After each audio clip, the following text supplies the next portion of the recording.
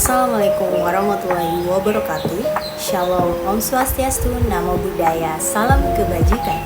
And good morning everyone. My name is Ayu Aprilia Salsabila with student ID number A121253169. And today I will present a summary that I have compiled from two materials: Historical Development of Poetry from Group 2 and the Evolution of Poetry in Indonesia from Group 3.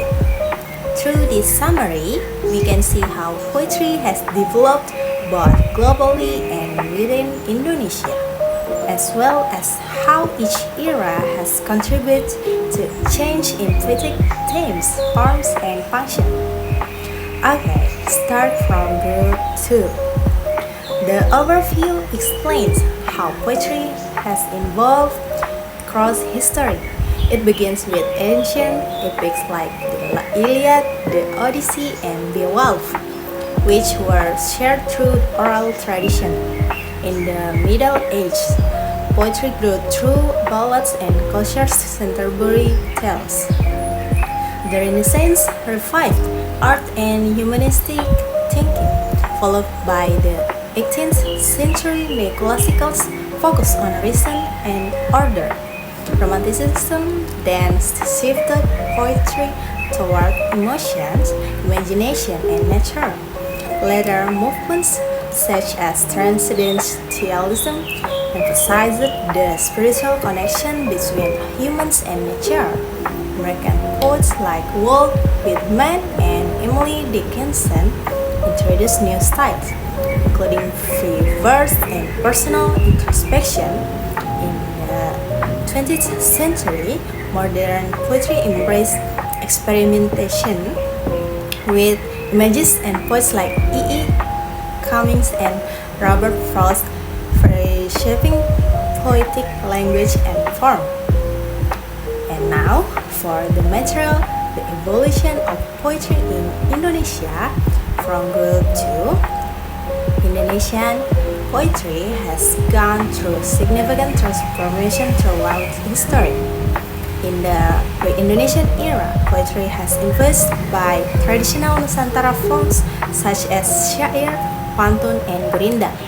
These works often conveyed moral, religious, and philosophical messages and were used to educate and share wisdom.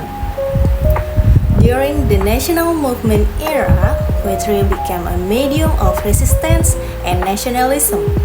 Poets like Hairil Anwar, Sutarji Kalsum Bahri, and W.S. Rendra highlighted themes of freedom struggle and social justice.